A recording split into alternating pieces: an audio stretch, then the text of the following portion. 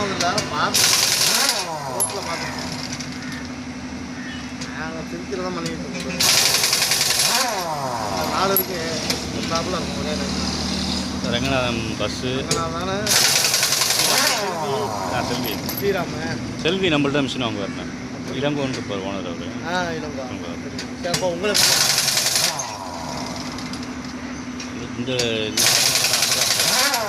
உங்களை மாதிரியே இருப்பார்.